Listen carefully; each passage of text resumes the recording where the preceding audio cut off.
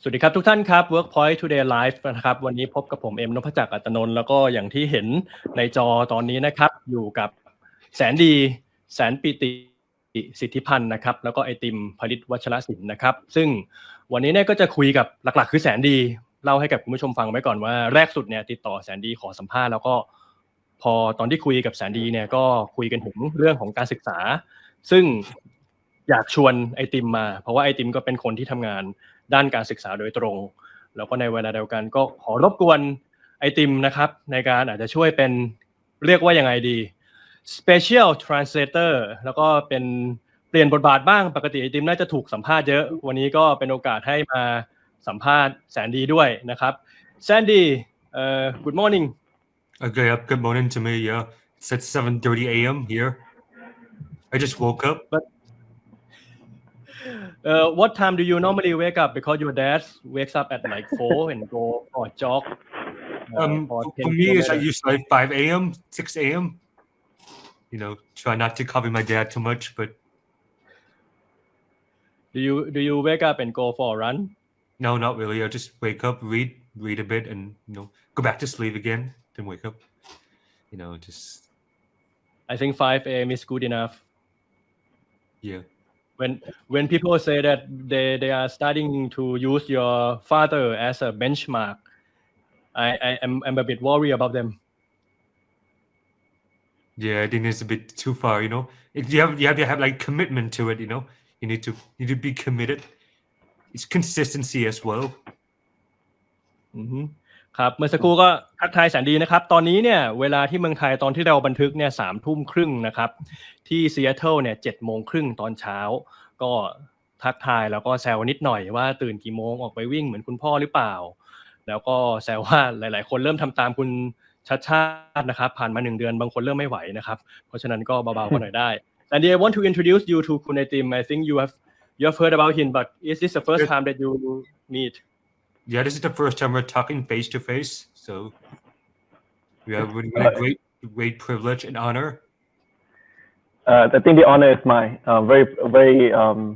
Was very excited to hear about your story and congratulations on your graduation once again. Yeah, I think what we can discuss, like it can start from education because Sandy came from a US educational background and I think came from the UK educational background. But let me start off with something softer first. Sandy, how was last few weeks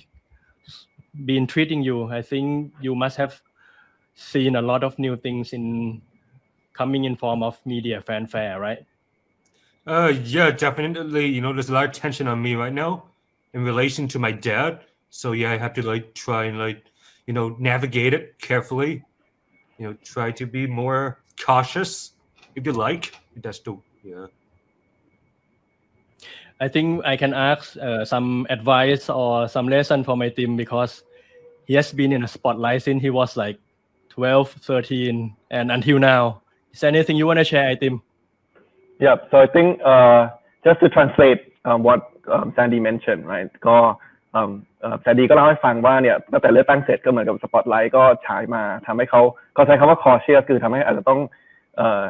มีความระมัดระวังมากขึ้นแล้วก็ผมชอบคำว่าเขาใช้ว่า navigate คือเหมือนกับพยายามจะหาทิศหาทางจับทิศทางให้ถูกเหมือนกันก็ I think in that sense I think everyone right every individual wants to be kind of known and recognized for who they are rather than kind of who their parents are who their relatives are and I share the same view so I don't know if I can share any useful tips. I don't think I have cracked the code on this. But yeah, no, understand what you're going through. But I think reading about your story, I mean,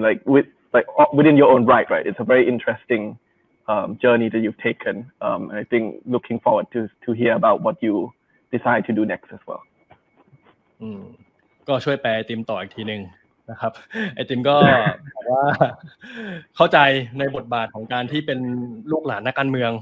นะครับซึ่งสุดท้ายเนี่ยสิ่งสำคัญก็คือการที่คนจะรู้จักเราในแบบที่เราเป็นจริงๆนะครับแล้วก็ได้พูดถึงเรื่องการที่อยากที่จะ สื่อข้อความในแบบที่เราต้องการที่จะส่งต่อไปด้วยนะครับก็วันนี้เราจะคุยกันแบบนี้แล้วกันอาจจะสเปซสปะหน่อยนะคุยไทยบ้างสลับกันแปลคนนั้นคนนี้แปลบ้างนะครับแต่ว่าก็จะพยายามให้ได้ประโยชน์ที่สุดนะครับก็Sandy you just graduated history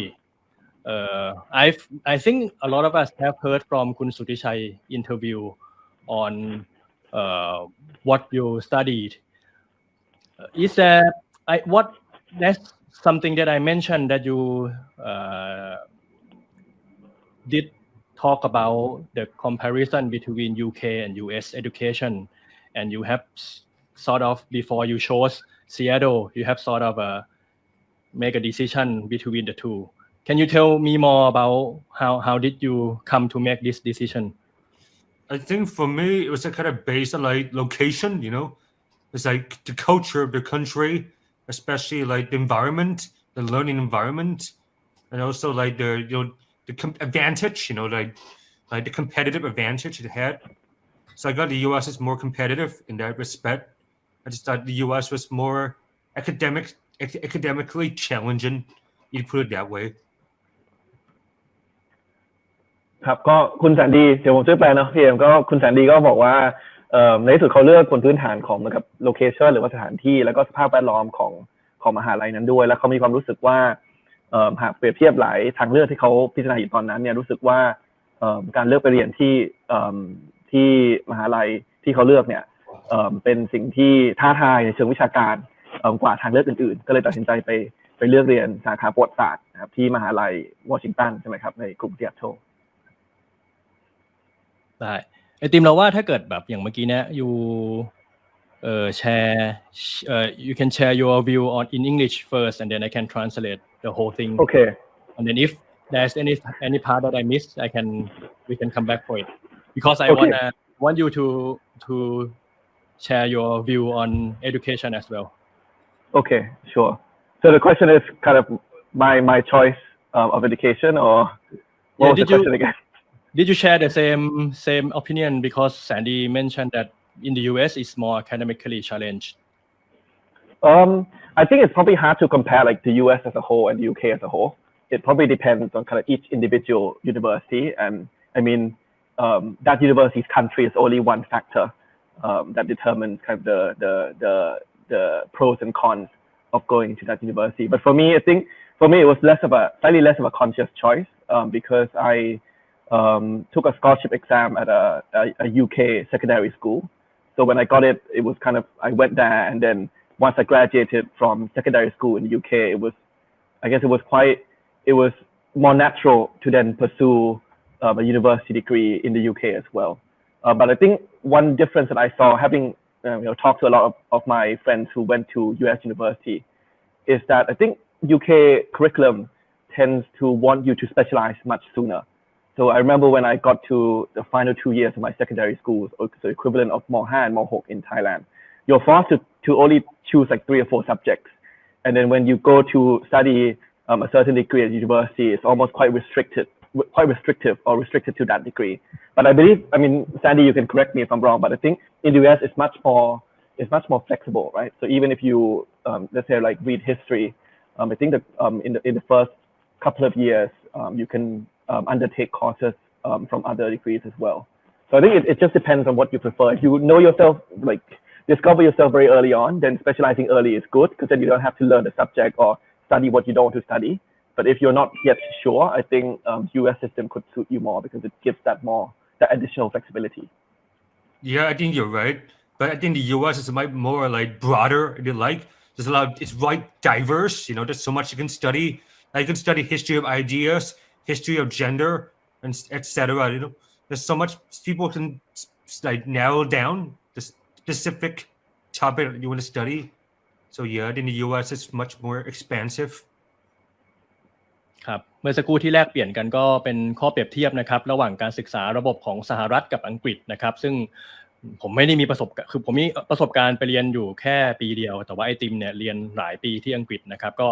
เปรียบเทียบไอติมเล่าให้ฟังว่ามีเพื่อนๆเรียนที่สหรัฐเนี่ยรวมๆแล้วอาจจะflexible กว่ายืดหยุ่นกว่านะครับอย่างเช่นที่อังกฤษเนี่ยอาจจะเวลาเลือก เมเจอร์ไหนเลือกเรียนคณะอะไรแล้วก็ต้องไปตามแพทนั้นเลยนะครับส่วนของสหรัฐเนี่ยมันอาจจะ mix and match เรียนอะไรไปสักพักนึงสักพักก็อาจจะไปต่อขยายได้อย่างที่แสนดี you studied history alongside you also study entrepreneurship right No, I used to study entrepreneurship. I was going to pursue entrepreneurship, but I had to change my mind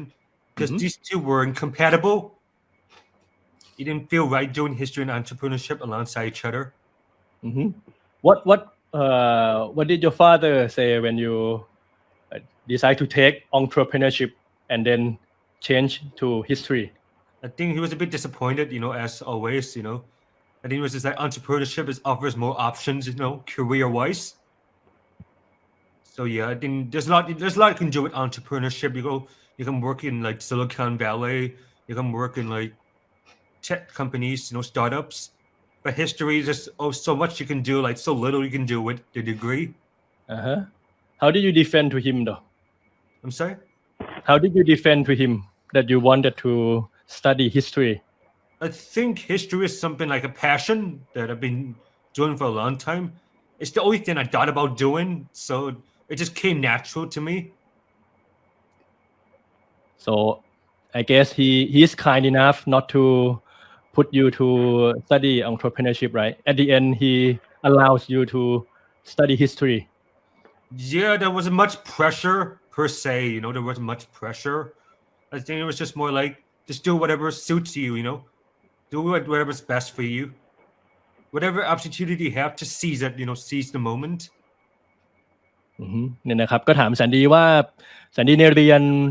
ประวัติศาสตร์ซึ่งก่อนหน้านี้เนี่ยเขาได้เรียน entrepreneurship นะครับถ้าความจริงแปลเป็นไทยเป๊ะๆคือเท่าแก่คือการเป็นเจ้าของกิจการก็ด้านธุรกิจแล้วก็มีการเปลี่ยนนะครับจากด้านธุรกิจไปเป็นประวัติศาสตร์ซึ่งก็แซวกันว่าไม่รู้คุณพ่อดุหรือเปล่านะครับแสนดีก็บอกว่าก็ disappointed นิดหน่อยแล้วก็ผิดหวังนิดหน่อยแต่ไม่ถึงกับดุอะไรนะครับซึ่งสุดท้ายก็ใจดีพอแล้วก็เปิดกว้างพอให้เรียนตามแพชชั่นตัวเองนะครับI think but there must be a good aspect of UK education right can you share more about it Yeah, sure. Let me touch on the point about history actually because I do think I chose history as one of my 4 subjects at secondary school as well, and I always feel like sometimes we underappreciate the importance of studying history, because when we talk about studying history, right, or at least in the Thai curriculum context, you think history is about remembering what happened in the past and then reciting what happened, right? But it's not. I think the value of learning history is actually the practice of comparing conflicting pieces of information or conflicting pieces of evidence, and then trying to arrive at your perspective and your conclusion, your interpretation of that event, which may be the same or very different to another person's interpretation. And I think that ability to critically analyze wide-ranging pieces of information and then develop your perspective and then kind of share that and exchange that with people with different viewpoints. It's very important to develop your critical thinking skills, and it's very helpful for whatever profession you end up doing, even if you were to go into business and entrepreneurship, right? And I think, even if you look at problems in the world right now, like the issue of fake news, right? The solution to fake news is not censorship, right? You can't go around censoring everything or retain the right to be the one to determine what is true and what is not. But if everyone has the kind of the critical thinking skills and the practice that they get from their history lessons to critically analyze what is valid, what is not valid, then it's very, very useful. So I think just want to defend Sandy's decision to pursue history that actually that it actually can lead to many paths as well. But yeah, your question about UK curriculum, I think I can't speak for the whole of the UK education system, but at least from the school that I had a chance to study at, I think 2 quick things, right? I think number one, actually related to what I just mentioned, is that when we learn different subjects, it's less about learning the content or information related to that subject, but it's more about what skill set can you develop using that subject as a mechanism. So when I was studying in a Thai school, history was about just reciting what happened, and that's what I always thought history was before I went to the UK. So it was one of my least favorite subjects. But then when I went to the UK, it was one of my most favorite, because it was a chance for me to kind of develop an opinion on certain things and then have like constructive debates and exchanges of opinion with like a fellow student and a friend, right? So I think in that sense, the first point that UK curriculum really focus more on the skills and the competencies that you get from each subject rather than the ability to retain or recite knowledge of that certain subject. And I think the second thing is the diversity, right? And the understanding that each student has different strengths, weaknesses, different preferences. So I think one sentence that always stuck by me was when the teacher at my school said to all students on our first week, he said, use the next 5 years at your secondary school to just discover about yourself, what you're good at, what you like, and then once you find that desire or that strength, then make yourself stronger in that particular field, right? So there's no judgment about like what strength or what subject is better than another. It's not like, oh, you have to be academically strong to be able to be successful, but they actually it's that acceptance of that diversity, and whatever you like, whether it's math or history or arts or music, discover what that is and then try to become better at it and practice at it. And then the school is there to provide whatever facilities you may need to maximize your potential in that field. So I think that's what I like from the school experience. I think I'm gonna ask you to translate and summarize yourself just a bit. โอเคครับก็คำถามความจริงประเด็นแรกก็คือว่าผมแค่แสดงความเห็นว่าความจริงการเรียนประวัติศาสตร์เนี่ยมันมีประโยชน์เพราะว่าถ้าเราเข้าใจว่าเป้าหมายของประวัติศาสตร์มันไม่ใช่การท่องจำสิ่งที่เกิดขึ้นแต่ว่าเป็นการฝึกทักษะการคิดวิเคราะห์เอาชุดข้อมูลหลักฐานทางประวัติศาสตร์ที่หลากหลายมาเปรียบเทียบกันเนี่ยมันเป็นทักษะการคิดวิเคราะห์ที่มันได้รับการพัฒนาผ่านการเรียนประวัติศาสตร์แล้วก็เป็นประโยชน์ไม่ว่าจะทำอาชีพอะไรก็ตามก็เลยจะช่วยปกป้องการตัดสินใจของคุณแสนดีในการเลือกเรียนวิชาประวัติศาสตร์เพราะว่าก็ชอบวิชานั้นเหมือนกันตอนเรียนแล้วก็เร็วๆก็คือข้อดีของระบบการศึกษาที่อังกฤษผมก็บอกว่าอาจจะพูดแทนทั้งระบบไม่ได้แต่ว่าจากประสบการณ์โรงเรียนที่ไปเรียนเนี่ยผมว่า2อย่างแรกคือว่าการเรียนแต่ละวิชาเนี่ยเขาจะไม่เน้นว่าเราจะต้องท่องจำสิ่งที่ข้อมูลจากวิชานั้นได้ขนาดนั้นแต่ว่าเน้นว่าวิชานั้นมันนำไปสู่การพัฒนาทักษะอะไรอย่างเช่นการเรียนประวัติศาสตร์คือไม่ได้เน้นว่าต้องท่องจำประวัติศาสตร์ที่เรียนได้แต่ว่าเน้นว่ามันจะต้องใช้ห้องเรียนเหล่านั้นในการพัฒนาทักษะการคิดวิเคราะห์ทักษะการสื่อสารกับเพื่อนร่วมห้องแล้วก็อย่างที่2คือการยอมรับความหลากหลายว่าแต่ละคนมีความถนัดความชอบที่ไม่เหมือนกันแล้วก็ให้โรงเรียนเนี่ยมันเป็นพื้นที่หรือห่วงเวลาในชีวิตที่ได้ค้นพบว่าตัวเองชอบอะไรแล้วประโยคนึงที่คุณครูที่โรงเรียนผมพูดก็คือว่าโรงเรียนจะยอมรับว่าไม่ว่าคุณชอบอะไรก็ตามเนี่ยเราจะเหมือนกับว่ามีสิ่งอำนวยความสะดวกแล้วก็พยายามจะช่วยให้คุณสามารถเนี่ยค้นพบสิ่งที่คุณชอบแล้วก็พัฒนาทักษะในสิ่งนั้นเนี่ยให้เต็มศักยภาพที่คุณทำได้มันก็เลยเหมือนกับพื้นที่ปลอดภัยได้ค้นพบตนเองว่าชอบไม่ชอบอะไรไม่ถนัดอะไรก็เลยนะครับชอบการเข้าใจถึงความหลากหลายของนักเรียนของผู้เรียนตรงนี้ครับผมSandy, I'm gonna get back to you and I want you to look back at the last 4-5 years that you spent in Seattle, especially in the educational system, and what did you learn the most, and can you tell me more how did you become the Sandy current version that stem from the education that helped you? So I think one thing that really stood out to me was if I looked at myself 4 years ago, it's completely different, It's a completely different version of myself. I looked in the mirror right now. So I think the number one thing was resilience, to be able to overcome adversity, to have the skill to have the mindset, that the growth mindset that you can keep improving yourself, Because in the past, I was always fixed mindset. I was always in this mentality that if I failed, then I failed. I couldn't move past my obstacles and everything. So I think the number one thing was just keep a positive mindset.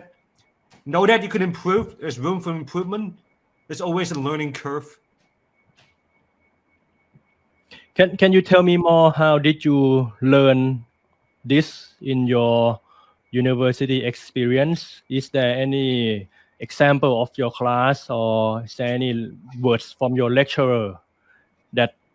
improve you in this aspect? I think the most prominent example I can think of is my freshman year. I think my freshman year was like a wake-up call for me. Like, it was like me being in deer in headlights, if you know what the saying is, deer in headlights. But it was just like, when I got to university, it was a completely different experience compared to high school. Just for those who are unfamiliar, I went to international school in Thailand. So to go from like this, like world, which is a really small community, to a community like the University of Washington, it was like going from like a big fish in a small pond to like a small fish in a big pond, you know? It was like overwhelming. Everything was just like, I had to discard everything I knew in high school. Everything I knew, scratch that. I had to learn everything from scratch. So all my professors were like, "Oh, this isn't the way you should do things. This is how you should do things now. And don't be afraid to ask for help. Don't be afraid, to reach out to us. We're not going to be there and like hold your hand, but at least we're going to be there and like give you some encouragement." So I think that was like, I think that was sort of like the motivating factor for me to start to see myself as in a different light. Sandy, I have talked to your father quite several times, and he actually mentioned you, and I think you might have heard him talking about Mount Stupid. Oh yeah, I heard of that. I'm not familiar with that, like like logic, but yeah, you can explain it for the audience if you like. He mentioned it's from a book that like sometimes people thought that they already learned something, that they already expertise in something, but they actually are not, and then they are in this stage of like Mount Stupid, the mountain of despair, and I'm gonna have to ask you if I can tell this story, but he actually tell a story about Sandy, like at the first few days that you went running with him, and then you starting to give him advice on how to run, and he said that you are in this stage of Mount Stupid. I don't know if you have recalled this. Yeah, that's true. Yeah, I mean, to credit to him, in all fairness, I just thought I was a bit arrogant, It's quite a big step, like to accept that we have made a mistake in the past, and this is a very important step for people to grow and mature. Yeah, I think for me, like the number one thing was like there's this idea of constructive criticism, you have to accept that, if you're just gonna keep like ignoring everything, like every little phrase or every little like con that comes your way, then you're not just gonna improve, as a person. You're not gonna mature, because I think the biggest thing is maturity, ครับเมื่อสักครู่ก็ถามแสนดีนะครับว่ารวมๆแล้วเนี่ย4ปีที่ไปเรียนเนี่ยได้เรียนรู้อะไรตัวเองเปลี่ยนแปลงอะไรตัวเองพัฒนาจาก freshman เด็กจบใหม่มาเป็นgraduated คนที่เรียนจบพร้อมที่จะเข้าสู่การทำงานแสนดีก็พูดคีย์เวิร์ดมา 4-5 คำนะครับคำแรกก็คือ resilience นะครับคำที่2ก็คือ growth mindset ซึ่ง2คำนี้เนี่ยก็ไปด้วยกันก็คือการที่เรานั้นล้มแล้วลุกเร็วอีกคำหนึ่งก็คือ growth mindset คือต้องรู้สึกว่าอยากเป็นน้ำเต็มแก้วต้องพยายามอยากเรียนรู้ตลอดเวลาอยากเติบโตตลอดเวลานะครับในการที่จะก้าวเอาชนะคำที่3ก็คือ adversity ก็คืออุปสรรคปัญหาต่างๆที่เราเข้ามาในชีวิตนะครับแล้วแสนดีก็เปรียบเทียบว่าก่อนที่จะไปเรียนที่ซีแอตเทิลเนี่ยตัวเองเป็นเหมือนปลาใหญ่ในบ่อเล็กแต่ว่าปีแรกของการไปเรียนมหาวิทยาลัยเนี่ยกลายเป็นปลาเล็กในบ่อใหญ่เลยมีนักเรียนมาจากทั่วโลกตัวเองกลายเป็นตัวเล็กนิดเดียวนะครับทำให้เรียนรู้แล้วก็ผมก็ได้พูดไปถึงบทสัมภาษณ์ที่ผมได้คุยกับอาจารย์ชชาตินะครับว่าอาจารย์ชชาติเนี่ยชอบหนังสือผมถ้าจะไม่ผิดน่าจะชื่อ Think Again ซึ่งเป็นหนังสือที่มีการเมนชั่นถึงคำว่า Mount Stupid นะครับคือภาวะที่คนเราเนี่ยบางทีคิดไปเองว่าเก่งแล้วในบางอย่างแล้วก็ไม่เรียนรู้คือบางคนเนี่ยพอรู้ว่าตัวเองไม่เก่งเนี่ยยังดีตรงที่ว่าก็จะเรียนรู้เลยแต่ว่าบางครั้งบางคนบางภาวะเนี่ยคิดว่าตัวเองรู้แล้ว แล้วไม่เรียนรู้อันนี้เป็นภาวะที่น่าเป็นห่วงที่สุดนะครับก็เป็นเรื่องที่เคยคุยกับอาจารย์ชาติแล้วก็วันนี้ก็เอามาถามแสนดีซึ่งมีคำหนึ่งอันนี้อาจจะต้องให้ติมช่วยแปลมั้ง Dear in headlight แต่ตรงตัวไงแต่เหมือนกับว่าเข้าใจว่ามันเหมือนกับว่าอยู่ในสภาวะที่เหมือนกับตกใจและไม่แน่ใจว่าจะต้องทำยังไงต่อเหมือนอารมณ์เหมือนกับเวลาเราขับรถไปที่มืดๆใช่ไหมแล้วก็แบบเนี่ย Dear the headlight คือแบบสมมติว่าไฟรถเรามันไปเจอกวางตัวหนึ่งแล้วกวางตัวนั้นก็ตกใจไฟมาจากไหนเลยไม่แน่ใจคือเป็นแบบสภาวะของความตกใจชั่วคราวว่าจะทำยังไงต่อดีไม่รู้อธิบายไม่รู้ว่าแปลตรงตัวไหมครับแต่ว่าประมาณนี้ไม่น่าจะมีภาษาไทยตรงตัวนะครับTim, is there anything you want to add from what Sandy mentioned? And I want to ask yourself as well, what in the 4 years in a university, what did you learn and what improved you the most? I think firstly, I agree with Sandy that your time at university is one of the most important formative years of your life, right? So it's very important in shaping who you are and who you were when you enter university and who you are when you come out of it can be two very different people with different mindset, different views of the world, right? And I think for me, when I talk about university life, I don't really just mean what you study in the lecture hall or with the professors, right? But it's living that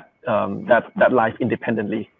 Oh, I think PM has disappeared. Sandy, do you see PM or no? No, I can't. Okay,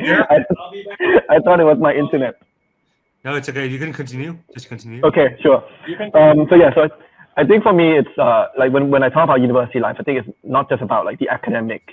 that you learn at university, but it's kind of living that independent life, right? I think for a lot of people, higher education is when you really start to make your own decisions, kind of like determine your own calendar and living a more independent life. So it's a good practice for adulthood. So I think that for me is the same, right? So I mean, during my time at university, I think this is a very unique way of learning at my university. But the number of hours that is compulsory for me to attend class is actually about 4 hours per week, right? So it's not compulsory to attend any lectures at all. I only attend 2 sets of 2-hour classes. And each week I will get given like a certain question. For example, like in philosophy, it's like, how do you know you're not dreaming, right? And then you have a week to just attend whatever lecture you want, read any books you want. They have like a recommended reading list, but you can read whatever you want to come up with an answer to answer the professor in that 2-hour session. So in that sense, it initially it was, I think I was a little bit of a deer in the headlights as well, because don't know how to organize myself, like how to set up my timetable, right? But eventually you realize that you learn about time management, which is a very important skill going into the future, and actually relates to what Ajahn Chad always give an example, that jar of life analogy as well. But then I think the second thing, and I pick up on what Sandy mentioned about constructive criticism, because a lot of my time at university was spent being involved in this student society called Oxford Union. And it was founded based on the principle of free speech. So they would take like some of the more controversial issues out there in the public debate, and then let students and external speakers debate against each other, right? And then, I mean, the moral of the story or the value of that is to try and understand what people who think differently to you are thinking, and then try to improve your viewpoint accordingly as well. So being able to listen to a diverse set of opinions, conflicting set of opinions, actually help to shape your thoughts, right? And I always say, like, you always learn more talking to someone who disagrees with you than someone who agrees with you, right? You always learn more talking to someone who may not necessarily be a big fan of what you've done compared to someone who already likes what you're doing, right? So I think I agree, like that being open to that criticism, that constructive criticism is very important for developing yourself and improving your opinions and your perspective of the world. Yes, it's impossible you can sum that up in 1 or 2 minutes. โอเคครับจะพยายามสั้นๆก็2 อย่างครับอย่างแรกก็คือผมคิดว่าคุณค่าของการเรียนที่มหาลัยมันไม่ใช่แค่สิ่งที่เรียนในห้องเรียนในห้องเลคเชอร์เลยก็ตามแต่ว่า มันเป็นส่วนหนึ่งของการใช้ชีวิตที่อาจจะมีความเป็นอิสระมากขึ้นกว่าสมัยที่เราเป็นนักเรียนคือสมัยที่เราเป็นนักเรียนเนี่ยคือตารางทุกอย่างมันถูกเซตในโรงเรียนหมดถูกกำหนดในโรงเรียนหมดแต่พอเราไปมหาลัยเนี่ยมันเหมือนกับเรามีในมุมนึงคือเรามีอำนาจในการกำหนดตารางชีวิตตัวเองได้มากขึ้นแต่มันก็เป็นความรับผิดชอบที่จำเป็นต้องอาศัยทักษะการบริหารจัดการเวลาที่ก็เป็นสิ่งที่ไม่ง่ายเหมือนกันนะครับแต่ว่ามันก็เป็นการเตรียมพร้อมสำหรับชีวิตผู้ใหญ่ที่ไม่ได้มีใครกำหนดตารางเวลาอะไรให้เราแล้วนะครับทุกอย่างก็คือขึ้นอยู่กับว่าเราจะให้ความสำคัญกับอะไรแล้วก็บริหารจัดการเวลายังไงให้มันมีประสิทธิภาพกับสิ่งที่เราวางไว้ซึ่งตอนที่ผมไปเรียนที่อังกฤษก็เป็นแบบนั้นเลยก็คือเวลาที่ถูกบังคับต้องไปเจออาจารย์จริงๆคือสัปดาห์ละแค่4 ชั่วโมงก็คือมีโจทย์ที่ตั้งแล้วก็ต้องไปตอบโจทย์นั้นให้ได้แต่ว่าจะไปหาคำตอบยังไงระหว่างสัปดาห์จะไปเลคเชอร์ไหนอ่านหนังสืออะไรอันนี้เขาให้อิสระเต็มที่ส่วนประเด็นที่2ก็คือผมเอาคำพูดของคุณแสนดีคำว่า constructive criticism หรือว่าการวิพากษ์วิจารณ์เชิงสร้างสรรค์มาบอกว่าตอนที่ผมอยู่มหาลัยผมใช้เวลาเยอะกับสมาคมชื่อ Oxford Union ซึ่งมันเป็นสมาคมที่ถูกก่อตั้งบนพื้นฐานของเสรีภาพในการแสดงความเห็นก็คือเอาประเด็นนึงมาแล้วก็ให้นักเรียนนักศึกษากับวิทยากรข้างนอกเนี่ยมาถกเถียงกันเหมือนกับมาดีเบตกันซึ่งมันก็เป็นสิ่งที่ทำให้มันทำให้เราได้เห็นมุมมองที่มันแตกต่างหลากหลายแล้วก็มันทำให้บางครั้งเราอาจจะมีมุมมองที่เรามั่นใจในมุมนึงแต่ว่าพอเราไปคุยกับคนที่เห็นต่างจากเราเนี่ยเราก็จะเข้าใจมุมเขามากขึ้นแล้วก็อาจจะพัฒนาความคิดของเราให้รัดกุมขึ้นหรือว่าพยายามโน้มน้าวเขาให้ตรงจุดมากขึ้นด้วยแล้วก็ทิ้งท้ายว่าผมเชื่อเสมอว่าการคุยกับคนที่เห็นต่างจากเราเนี่ยคือเราเรียนรู้จากคนที่เห็นต่างจากเราเนี่ยได้มากกว่าคนที่เห็นด้วยกับเราด้วยซ้ำนะครับเพราะฉะนั้นการรับฟังคนที่เห็นต่างจากเราหรือแม้กระทั่งไม่ชอบเราไม่พอใจกับความคิดการกระทำเราเนี่ยเป็นสิ่งที่มีคุณค่ามากในการพัฒนาความคิดของตนเองแล้วก็มี growth mindset เป็นน้ำไม่เต็มแก้วที่พี่เอพูดถึงเมื่อสักครู่ครับ Sandy you have studied in Thailand and you spend quite a good amount of time in Thailand. I'm coming back to Thai education because we have mentioned US and UK education, but I think what we all care and what really matters compared to these 3 countries is back to our homeland, to the country of Thailand. I'm not sure how much you understand or how much you learn from your friends regarding Thai education, Sandy. I think for me, like being in international school, it's like completely different. Like it's like you live in this privilege, like you live in a bubble, it's like you live in this separate world. So I don't know much about Thai education, which is why I'm still learning more about it. And the more stories I heard about it, it just seems completely different from the reality. Can you share more of what you perceive in terms of Thai education? What did you hear? What did you learn? Like when I hear about Thai education, I hear all this stuff like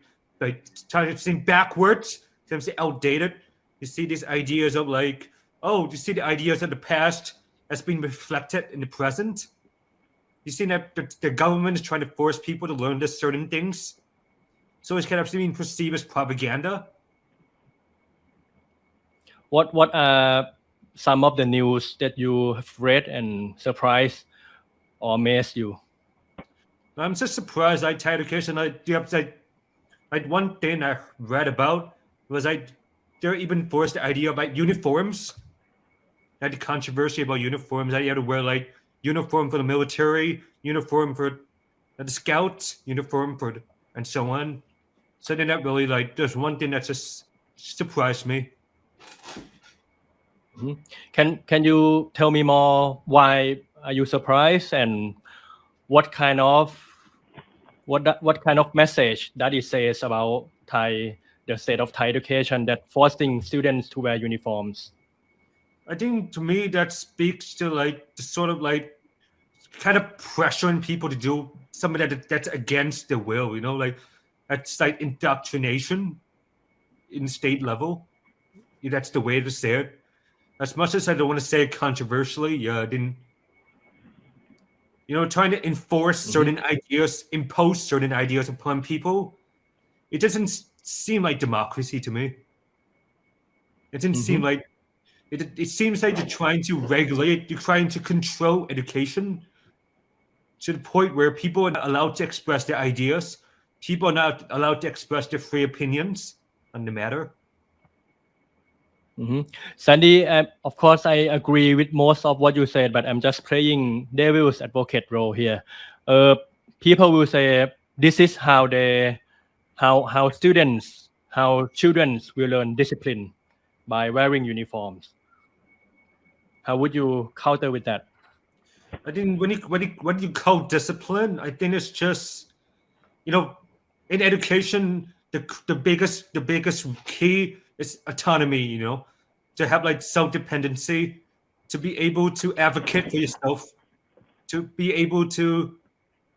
express yourself openly in a world where we call democracy, like this increasingly globalized world. I think that the biggest thing is to allow students to express themselves, to like try to put discipline in them. I think it's just not allowing them to be open. It's not just compatible who they are.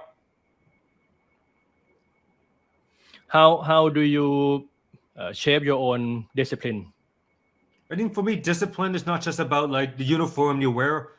It's about discipline, mental discipline. It's about the mental aspect of it. Discipline is like, you have a big commitment to like for me, discipline is like I'm in a diet right now. That's discipline. I take intermittent fasting seriously. So to be able to commit to it mentally, to not allow it to distract you. What kind of soda were you drinking though? So that's coffee, by the way. I'm very surprised one thing in America there's like canned coffee. It was like culture shock for me. That's good for your morning หลังจากคุยเรื่องการศึกษาในสหรัฐและอังกฤษนะครับแน่นอนเราต้องกลับมาที่เมืองไทยเพราะว่า at the end แม้ว่าตอนนี้เราจะพูดภาษาอังกฤษกันอยู่แต่ว่าทั้ง3คนก็คนไทยทั้งนั้นนะครับแล้วก็เมืองไทยนี่แหละเป็นสิ่งที่เราต้องถกแล้วก็ต้องคุยกันมากที่สุดนะครับก็ได้ถามแสนดีว่าแสนดีเคยเรียนเมืองไทยไม่รู้ว่า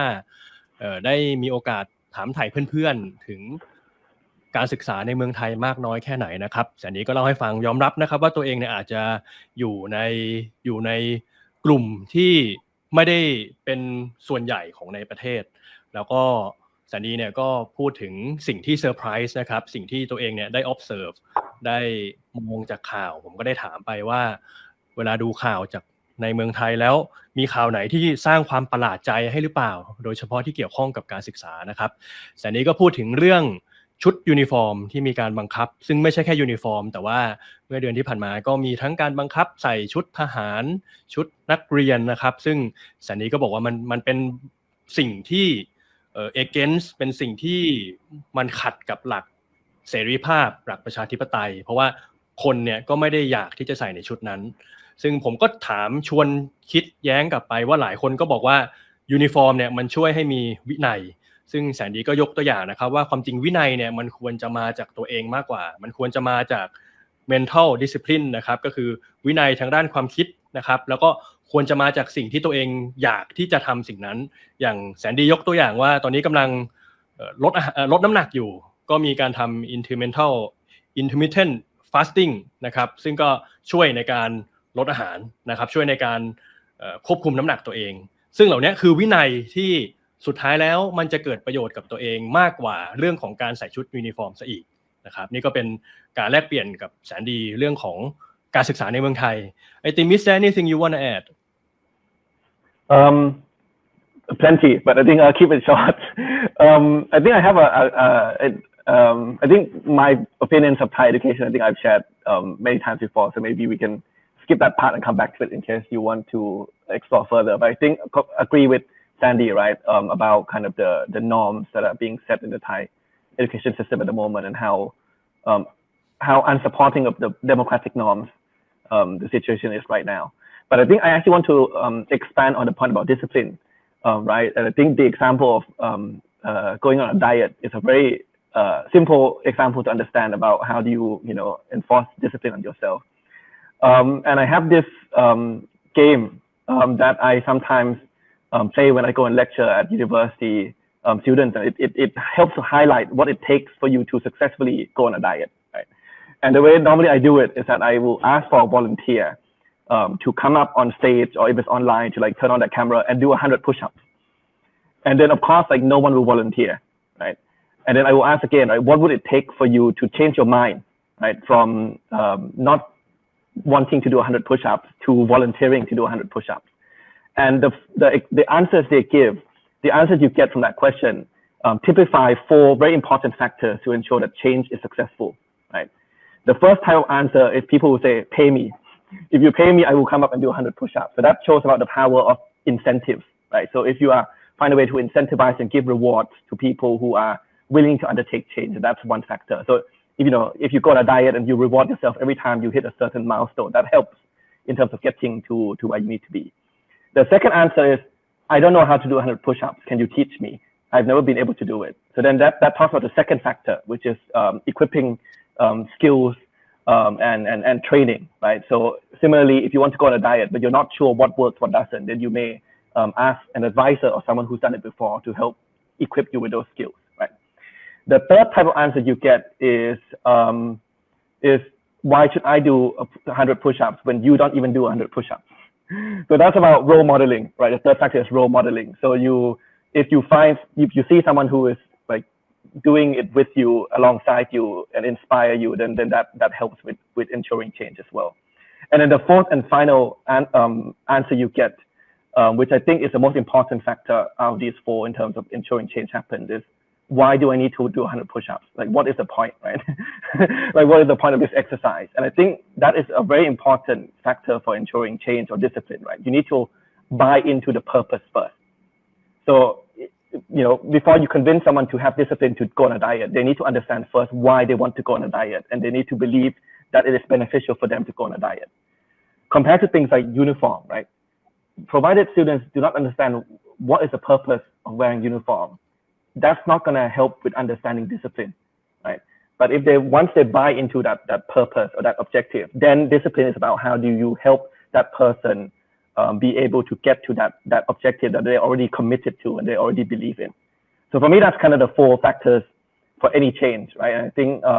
when you think about discipline, is how do you make sure that once you commit to a certain change, you stick to it no matter what. So and you see that none of that is to do with forcing people to do anything, right? It's more about role modeling, equipping them with skills, giving them like little rewards along the way, and also making sure that they remember why they started.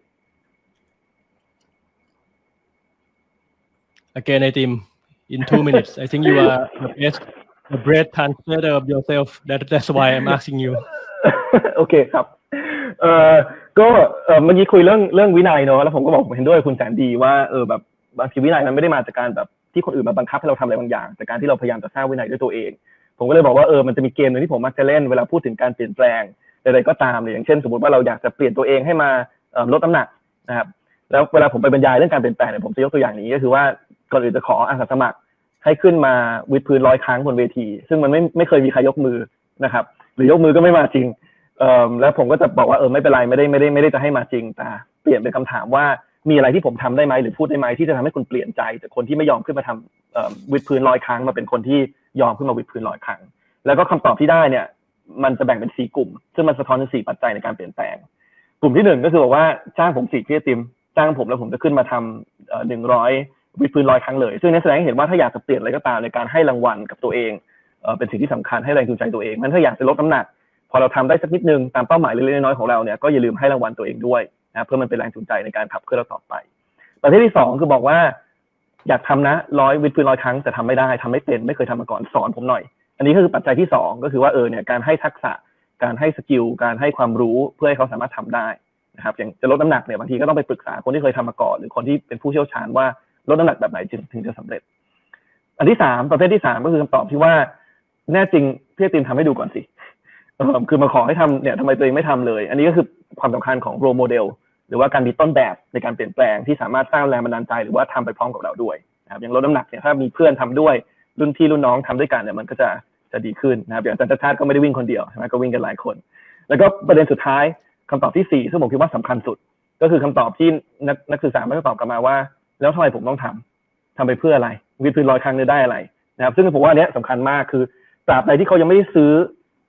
ความจำเป็นในการเปลี่ยนแปลงตรงนั้นเนี่ยไม่มีทางที่เขาจะรู้สึกว่าเขาอยากจะเปลี่ยนแปลงตรงนี้นะเพราะฉะนั้นการมีวินัยเนี่ยมันคือการที่โอเคคนนึงเนี่ยเข้าใจก่อนว่าอยากจะเปลี่ยนเพื่ออะไรนะเข้าใจเป้าหมายปลายทางตรงกันแต่ว่าโอเคพยายามหาวิธีการหรือปัจจัยที่ทำให้ตัวเองเนี่ยมีวินัยเพียงพอที่จะไม่เบี้ยวจากเป้าหมายที่ตัวเองตั้งไว้สมมติตั้งไว้แล้วเข้าใจแล้วว่าต้องลดน้ำหนักเพื่อสุขภาพอะไรก็ว่าไปพอเข้าใจนั้นปุ๊บเนี่ยก็ค่อยมาคิดว่าปัจจัยอะไรที่ทำให้เขาสามารถมี กิจวัตรประจำวันที่ทำให้เขาไปถึงเป้าหมายได้ซึ่งจะเห็นว่าที่ผ่านมาเนี่ยผมไม่ได้พูดถึงปัจจัยเลยเกี่ยวกับการไปบังคับใครทำอะไรอย่างหนึ่งนะครับมันเกี่ยวกับเรื่องการมีแรงจูงใจการพัฒนาทักษะการมีแรงบันดาลใจหรือว่าต้นแบบแล้วก็การอย่าลืมว่าเราเริ่มต้นการเปลี่ยนแปลงเนี่ยด้วยเหตุผลด้วยวัตถุประสงค์อะไรงั้นเลยคิดว่าเนี่ยวินัยมันไม่ได้มาจากการที่คนอื่นมาบังคับให้เราทำสิ่งต่างๆที่เราไม่ได้เห็นถึงความจำเป็นอย่างเช่นการใส่เครื่องแบบแต่มันคือแบบพอเห็นเป้าหมายตรงกันแล้วเนี่ยจะช่วยเสริมกล้ามเนื้อเขายังไงให้สามารถทำไปถึงเป้าหมายนั้นได้แล้วก็มีวินัยเพียงพอที่จะทำถึงเป้าหมายนั้นครับผมSandy, we spent a good 45 minutes discussing education. I want to take a break by talking about your life, and may I invite Itim to be a reporter this time as well. You can ask him on whatever you would like as well. So, did you? How often do you watch your father go on Facebook Live, Sandy? I just think every time he goes on, online, I can't help it, I can't resist it. And what do you think about overall? I think it's a really good idea, to be transparent.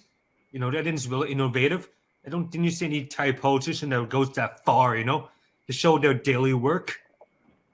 Because the most snippet that we see of Thai politicians is usually through the news, a public statement or photo that's sometimes a bit staged, It's really good public relations move. There should be more accountability from our politicians like that. Mm-hmm. How did you feel when you went live at Seattle and there are 20,000 of people watching you live? To be honest with you, I think the attention was a bit, I think I got a bit ahead of myself, but I did enjoy the experience. I think it taught me a lot about like how to market yourself, how to appeal to a wider audience. Mm-hmm. What would be your desire in case that right now people have quite a good amount of attention towards you? What would be something that you want to contribute and what you want to convey? I think for me, I think it's not so much about like the public attention. I think as long as people can learn from something, when I'm online, like live or like doing an interview like this, I think as long as people can take away something from it, that's the biggest contribution I think I can make. People have to learn something from it. Mm-hmm. That's good. Lately, people learn about a very good quality from your father is that he has a very, very positive mindset. Even when in the darkest hour of democracy 8 years ago, what have you learned from him in terms of attitude? I think for attitude, you gotta find the silver lining in everything. You can't just think everything is negative. You can't just be the Debbie Downer. If you're familiar with that statement, I think for me it's just be optimistic. Just try to find the positive in everything, and always be kind to yourself. Love yourself. Give yourself some self-care. Don't be too harsh on yourself. Mm-hmm. There's a term that's like sometimes people being too positive, and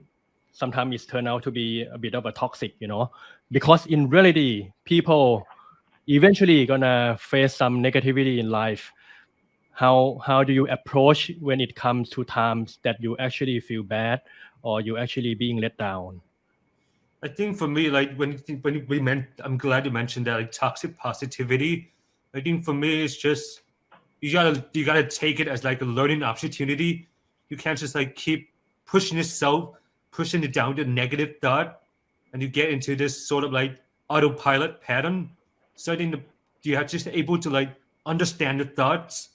You have to sort of like understand why these thoughts are happening, and you have to do the opposite action. You sort of have to like understand them, process them, and you can't just keep, like this is something I just like to say to myself is that you're not your thoughts. Do not let your thoughts define you for who you are. So yeah, that's how That's how I approach life. That's good เมื่อสักครู่ได้ถามแสนดีนะครับคือหลังจากจบเซสชั่นคุยเรื่องการศึกษาแล้วก็ถามถึงเรื่องอาจารย์ชาติกันบ้างนะครับเพราะว่าเป็นเรื่องที่คนเนี่ยสนใจกันมากนะครับก็ถามถึงสิ่งที่ได้เรียนรู้จากอาจารย์ชาติโดยเฉพาะอาจารย์ชาติเนี่ยเป็นหนึ่งในคนที่มองโลกในแง่บวกมากไม่ว่าจะหลายคนอาจจะเรียกว่าถูกกลั่นแกล้งทางการเมืองอาจจะถูกโจมตีอย่างไรก็ตามเนี่ยอาจารย์จะน้อยครั้งมากที่จะเผยแพร่รู้สึกแบบปล่อยออร่าความเป็นเนกาทีฟหรือว่าพลังลบออกมานะครับจะมีพลังบวกตลอดเวลาซึ่งแสนดีก็ได้ย้ำเมสเสจเดียวกันนะครับเป็นสิ่งที่ได้เรียนรู้จากคุณพ่อเรื่องของการ stay positive นะครับการมองโลกในแง่บวกการมองโลกในแง่ดีนะครับแต่ว่ามันมีประเด็นหนึ่งที่คุยกันมากก็คือคำว่าtoxic positivity ก็คือการที่มองทุกอย่างในแง่ดีไปหมดจนบางทีมันกลายเป็น toxic มันกลายเป็นผลเสียหรือว่ามันทำให้มองข้ามเรื่องที่มันเลวร้ายในชีวิตที่เป็นอยู่จริงๆนะครับซึ่งแสนดีก็ได้ตอบในประเด็นนี้ด้วยนะครับว่าท้ายสุดแล้วเนี่ยเราก็ต้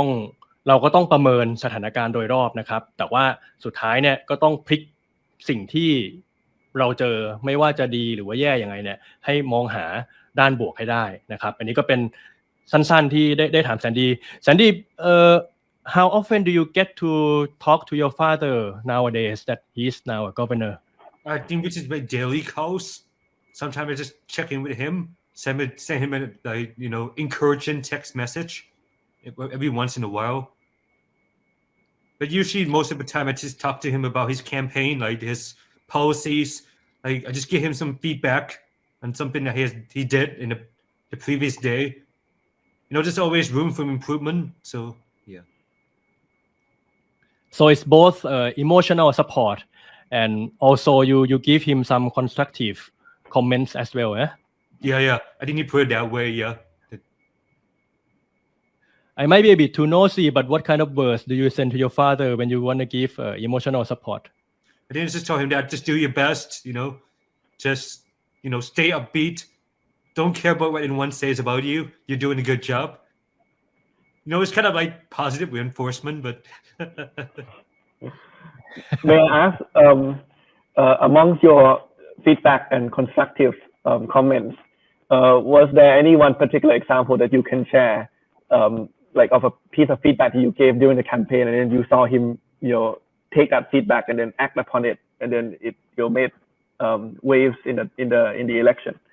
I think for me, like during the lead up to the campaign, to the election, like before the election, like I think it was like a few days before, and then my dad did something, like my dad was doing some event, and I was watching it live, and so I told him that, I noticed that, and I told him that, you should do this, instead, and then he started interacting more with the people, so establishing that rapport. So I just told him to be like, be yourself, just be yourself, Don't try to be like, don't try to manufacture anything. Just let it happen. Be genuine. How often do you spot your father, like not being himself? I think it's just just always this little detail that, I know my dad well, so it's just like, I see this detail, I'm like, no, that's not right, You should do this instead. I don't really have any specific example that come to mind, but yeah. I think for my dad, it's that person that you're always in the spotlight. So there's a moment you're always bound to be like on autopilot. You're always trying to like in the zone, you're in the zone. So yeah, I think these things they just come out spontaneously. What would you say being your father best quality?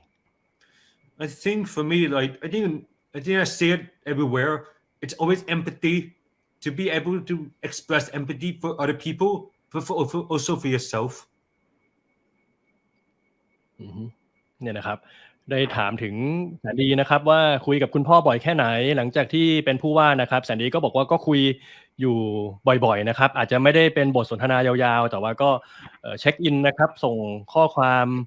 ถามไถ่เป็นห่วงนะครับผมถามลึกไปขนาดว่าส่งข้อความลักษณะไหนด้วยนะครับก็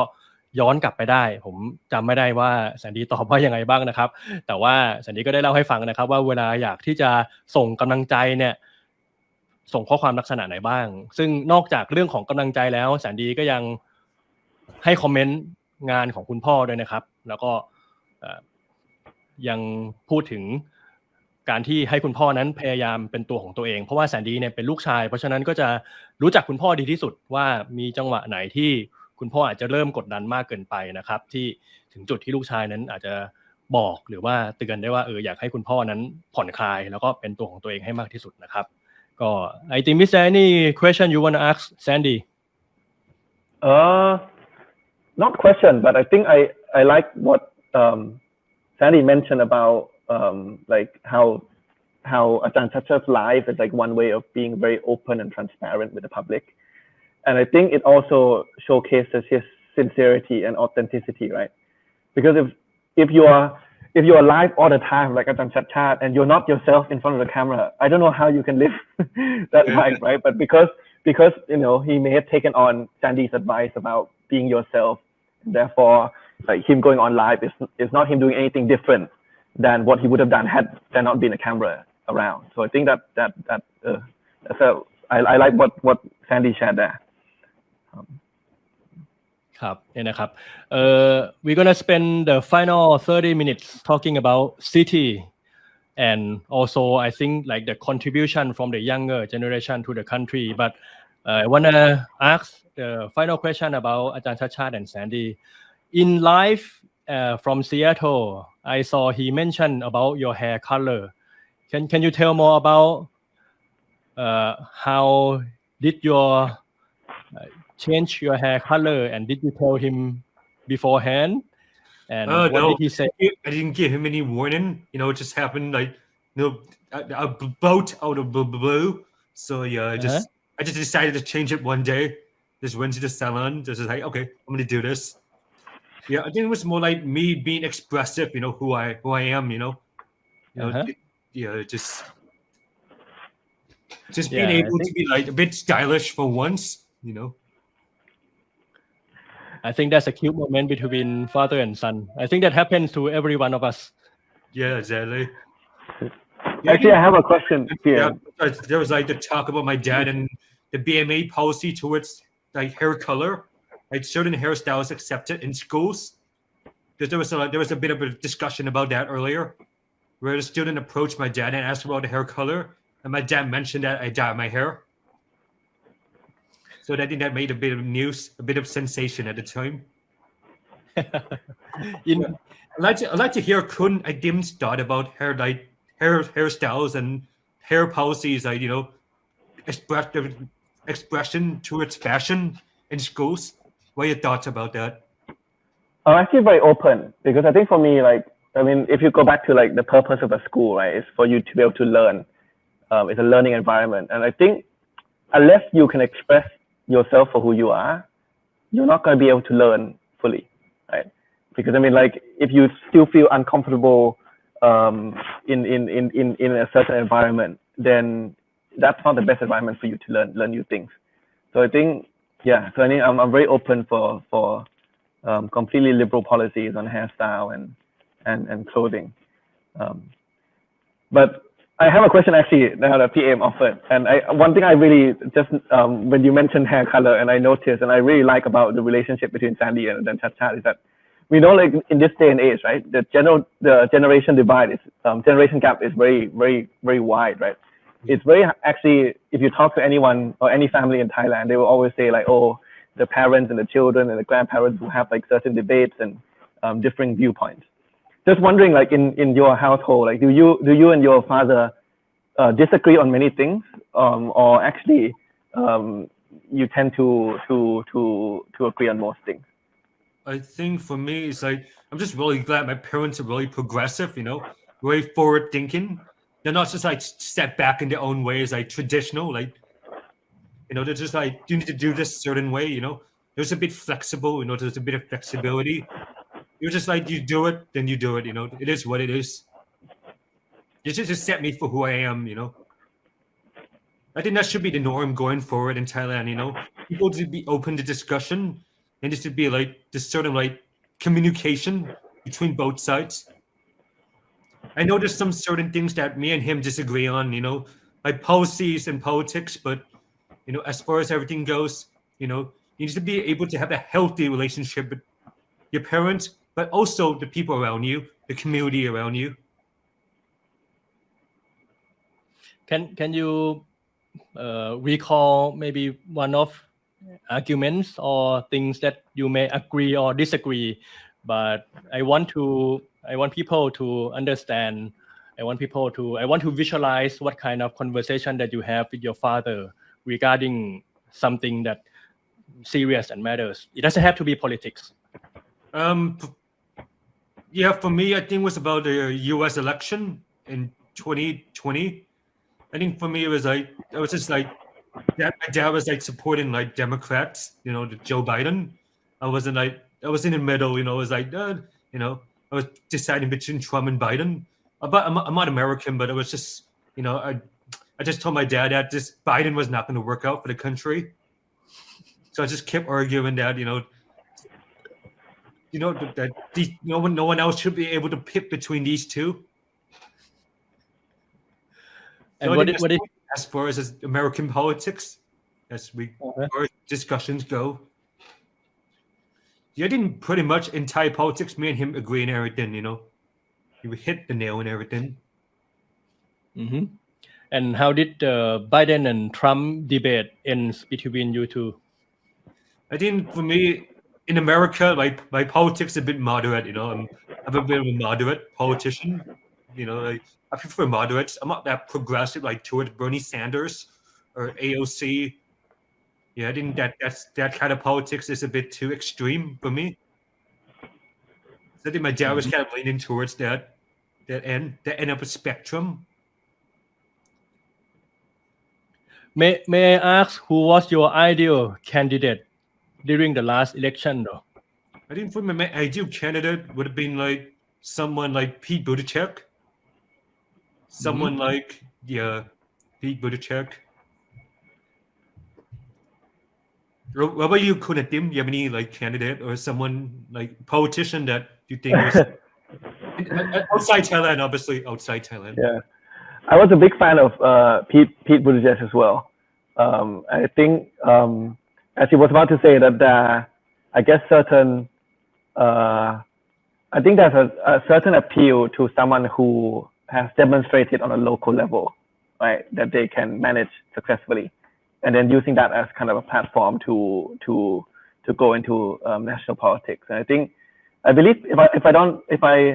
I get my facts straight, I think Pete Buttigieg was mayor of a town that's not even that big, right? Yeah. But because he was able to have a lot of achievements in terms of improving the quality of life of people in that town, that gave him enough of a platform to challenge for the nomination. And now I think he's Secretary of State for Transport, right? Yeah. So was a big fan of Pete, and was a bit disappointed when he dropped out and then lent support to Biden. Wanted him to kind of carry on and try and fight until the end.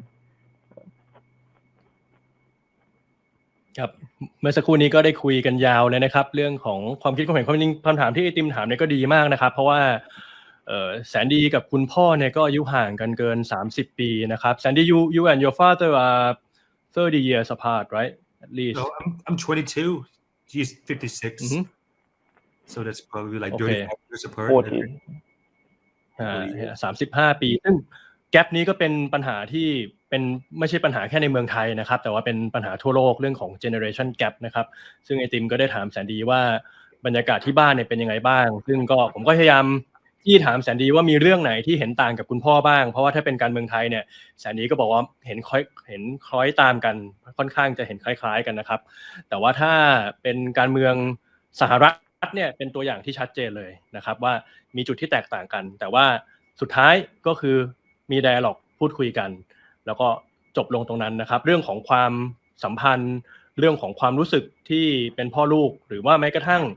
ไม่ใช่แค่ในครอบครัวนะครับผมว่าอันนี้ผมพูดเสริมไปแล้วกันว่าในสังคมไทยเนี่ยเรื่องของความจริงสังคมเราเป็นสังคม collective ก็คือเป็นสังคมที่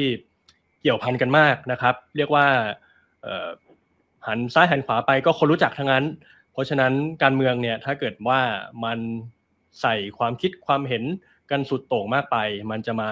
ทำลายเรื่องของความสัมพันธ์ได้นะครับอันนี้ก็เป็น เรื่องใหญ่ๆ I think I want to spend the good final 20 minutes on contribution to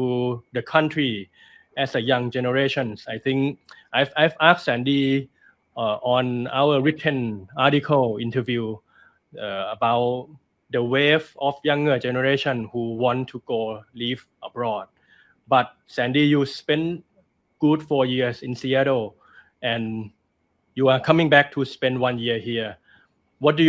How do you see the country now with the younger generation? There are people who want to be here and want to contribute, and there are people who already give up. I think for them, I think it's really unique time in Thai politics. We're like talking at a time where everybody's like involved like political participation. Everybody's active right now. So I think for some of them to want to leave the country, I totally understand that. They feel like they don't have a voice in their country. They don't feel like they're being involved in the process. They're not being included. They're feeling excluded. They feel like they're not given enough opportunities to prosper. So they have to go somewhere else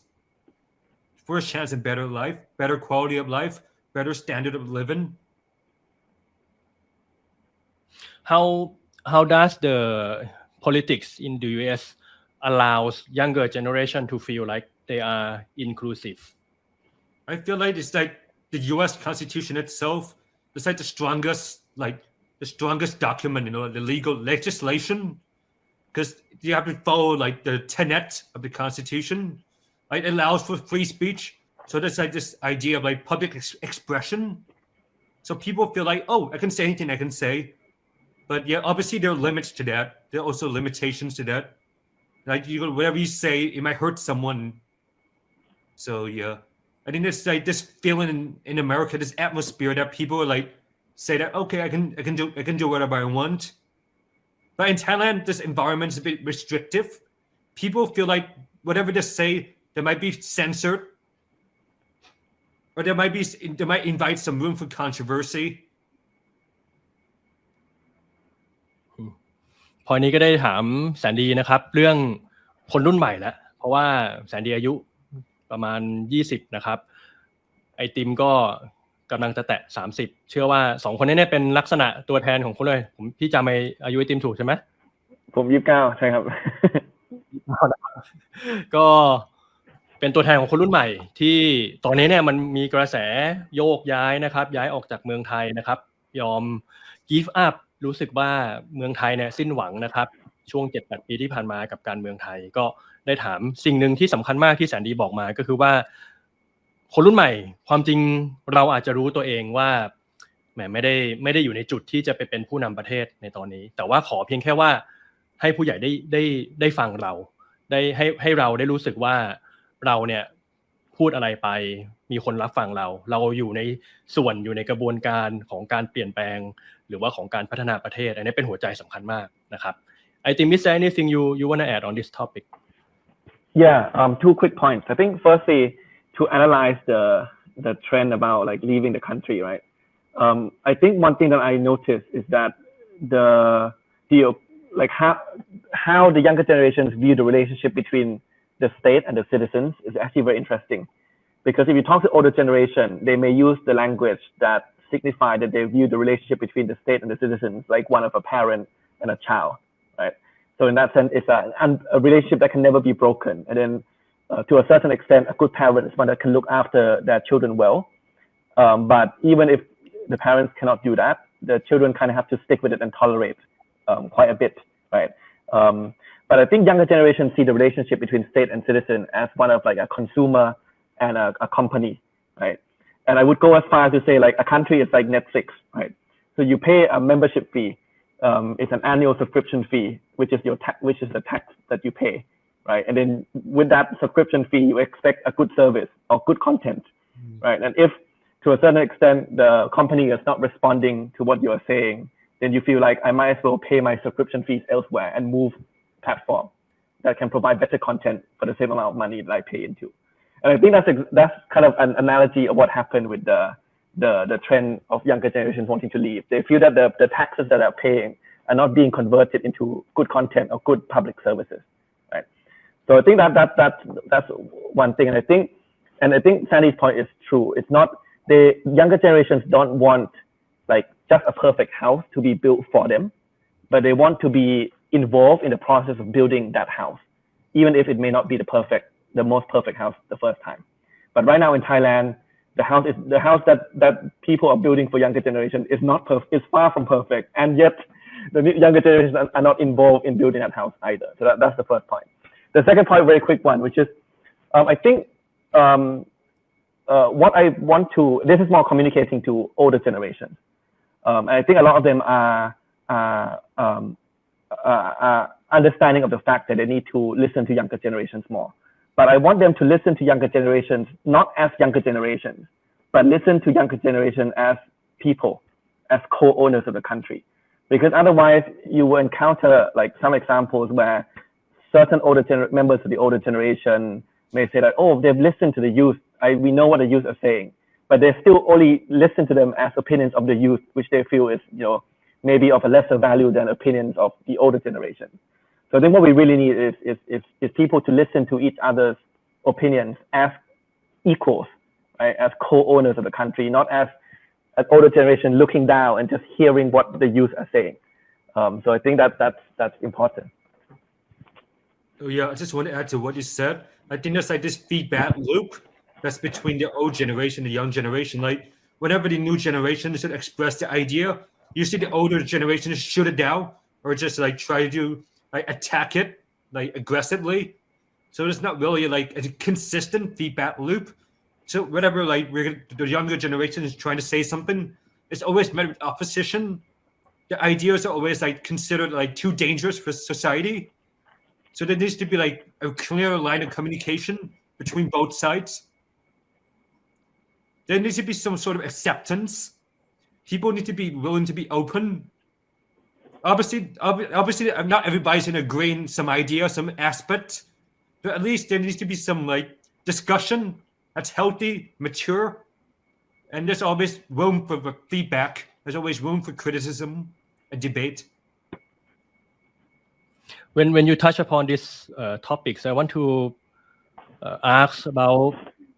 how does your father makes you feel safe in terms of your expressing your opinion?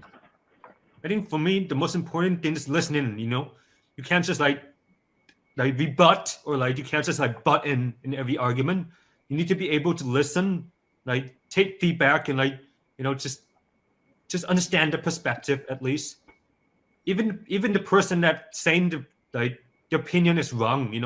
even the person's personality might not be favorable. You have to at least understand their point of view, why they come to this conclusion.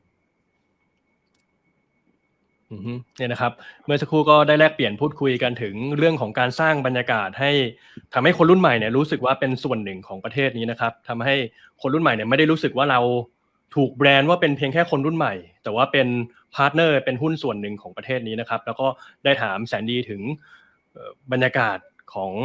การแลกเปลี่ยนกับคุณพ่อว่าทำอย่างไรที่ทำให้ตัวเองรู้สึกปลอดภัยเพราะว่าสิ่งนี้เป็นเรื่องสำคัญเพราะว่าคนรุ่นใหม่ไม่น้อยเนี่ยจะรู้สึกว่าพูดอะไรไปเนี่ยก็โดนหัวหน้าโดนผู้ใหญ่โดนคุณพ่อคุณแม่เนี่ยปฏิเสธแล้วก็อาจจะมองว่าเป็นแนวคิดที่ไม่ค่อยเข้าท่าสักเท่าไหร่นะครับซึ่ง psychology safety เนี่ยเป็นเรื่องสำคัญมากในการทำให้รู้สึกว่าเราเนี่ยสามารถเป็นตัวเองแล้วก็นำเสนอความคิดของเราได้เต็มที่นะครับwe are running to the final 10 minutes and I think you have prepared some answers on city and how you Sandy, how do you normally enjoy your time in Seattle and how do you perceive, like city? I think going back to what I said in the article, cities are people foremost, you have to think of them as people, like living things, they have a beating heart, they have like limbs, they have all the capacity like humans, they function, without basic components, they won't work, So yeah, I think cities are like, they have a will of their own. Mm-hmm. Where do you normally go for a relax in Seattle? And can you tell more about life in Seattle? How do people go on about life in general? Because in Thailand, I want to share you the fact that you already know is that people spend a lot of time in the office, and when they finish work, they go stuck in the traffic, and no matter how much they make, their quality of living isn't that good anyway because like we stuck in the same city. I think for me, like the biggest thing Seattle has to offer is like the opportunity for recreation. Like people have a lot of chances to have like spend the time wisely, you know, like they can go to the park, they can go like sightseeing. So there's a lot of rich opportunities out there. There's a lot of diversity. There's a lot of different cultures, like just different palettes of cultures. You know, it's not just American culture. There's also Asian American culture, like Hispanic American culture, African American culture. So there's like this rich diaspora of life. Like people from all different walks of life are coming towards one whole shared community. That is Seattle. Where do you normally go when you are in Bangkok to enjoy life?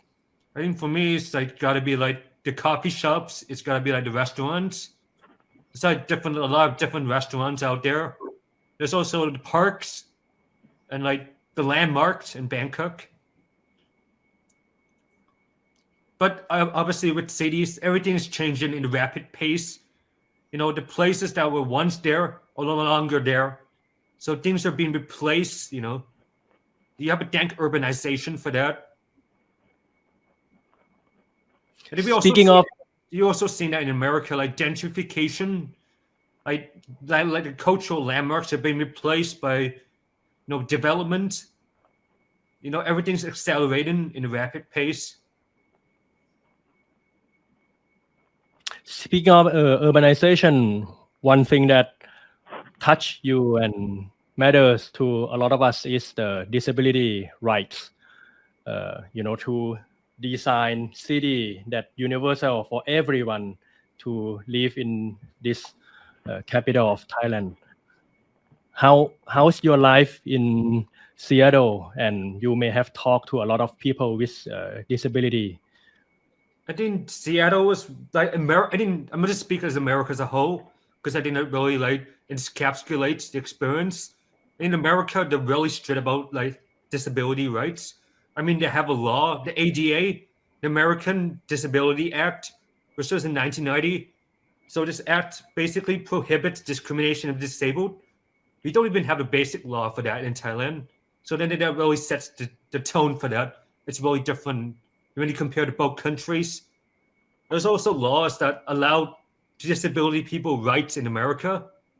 like handicap parking, like disability accommodations in universities and schools. So, yeah, as far as like the touching the surface, yeah, I think life in America in terms of disability was much more different. I see a lot of people much more content with their life. They're able to take full advantage of it. Mm-hmm. I think, is there anything you want to add to the topic of city and disability rights? Yeah, I think 3 quick points, right? I think in terms of how to improve the quality of life for people with certain limitations or disabilities. I think first and foremost is the mindset and the attitude. In the sense that we need to, I think for me, we need to view people with disabilities as equal human beings, right? With the same potential as everyone, but just certain limitations that we need to help unlock for them, right? And we need to understand that people with disabilities have different limitations. So let's not paint them with the same brush, but let's understand what limitations they have and how can we help to unlock that so then they can maximize their potential. I think that's very important. So I think in Thai, it's not a matter of viewing it as สงเคราะห์ or just sympathize, right? It's not just sympathy, but it's empathize and unlock their potential. I think that's the first and foremost mindset shift that we need to have. Then I think the second thing that comes after that is then the welfare, right? So how do we design public services and ensure we give enough sufficient welfare to ensure that they can have equal opportunities to pursue their dreams and succeed in life, right? So things like public transport, things like buildings need to be universally designed so that everyone can travel safely, equally safe. We need to make sure that education and health services are designed in such a way that cater for everyone and include everyone. And then I think the third and final point then is on employment, because we noticed that actually once you are able to give sufficient welfare and design public services that are inclusive, the next step then is how do you ensure that people with disabilities are also employed and able to do the professions that they dream of doing, right? And I know right now there are certain laws that say that private companies need to or are expected to hire a certain proportion of people with disabilities. Otherwise, they are fine. I think that's the current law, but I think we need to review about how we can make that better. And I think public sector as well. I think the law is currently applied to private sector, but it's important to think about how many people with disabilities are actually hired and employed by the public sector. Because I think once the policymakers hire people with disabilities, they will understand this issue more, and they can probably make laws that are more inclusive and more catered to their needs, right? So if the public comes back to my point about role modeling, if the public sector is still not even doing it themselves, then how can they expect the private sector to follow suit? So I think for me, three things: mindset shift, welfare and public services that are inclusive, and then ensuring employment. Just want to add a few thoughts about that too as well. I think for me, like the attitude and the mindset, I think one thing that really stood out to me, and then I think I talked about this in one interview previously, was how like in America they take disability rights seriously, like they take it very strictly. But in Thailand, it's a bit of like, Thai society values-based, values like aesthetics and like trying to show off, if you like. So when in America, the disabled parking is always near like the entrance of a big venue or like a shopping mall. But in Thailand, like the parking, like nearby the parking, the entrance is usually reserved for the supercar instead of the disabled parking. You didn't really see much of a disabled parking anywhere, like handicap parking in Thailand. And yeah, that's really disappointing. A lot of people pointed out that to me. So yeah, it's just sort of like changing of society's mindset and attitudes. It's also like to be free of prejudice. I think a lot of people in Thai society have this like subconscious bias, like this subconscious like stereotype of what disabled people as being like inferior. So there's obviously needs to be something that needs to be done to change that.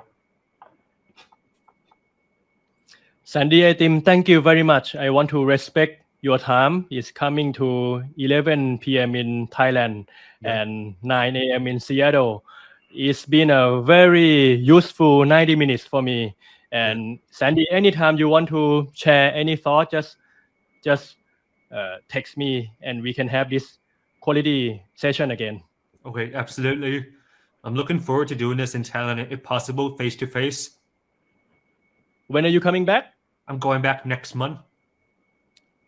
I still got some things to do here, like moving out and stuff. Where are you moving to? I'm not moving out the house, the house and everything. I gotta prepare. I gotta say a few farewells and Yeah. Thank you very much. It's 9 a.m. in Seattle. What's your plan today? Any Facebook Live or any running in your schedule? I gotta prepare for a speech soon. I have to do a speech on Wednesday. So that's for the graduation. No, not for graduation. It's just a speech for like some seminar about city design. I got invited to that. That's good to hear. I think me and I party, very, very good luck in the new policies, especially the LGBTQ bill and the alcohol bill. Yes, hopefully those two are the start of more to come. Yeah, hopefully. I'm looking forward to it. I've been following your progress. Oh, I feel very honored. Thank you. Well, if you have any ideas that you want us to help look into or develop policies, then very welcome. I invite you to come and share what you. Yeah, absolutely. I wish there was something that your party could do to improve disability rights, and especially education. There's got to be some reform in that end. Okay. I will definitely come to you for advice. Andy. We will talk more again soon. Okay, ครับขอบคุณมากครับ ขอบคุณมากครับแสนปิติสิทธิพันธ์นะครับผลิตวัชรศิลป์นะครับ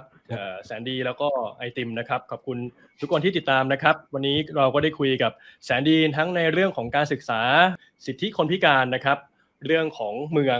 ใน workpointTODAY live วันนี้นะครับลาคุณผู้ชมไปก่อนครับกลับมาติดตามสาระความรู้ที่เป็นประโยชน์กับทุกคนทาง workpointTODAY ครับ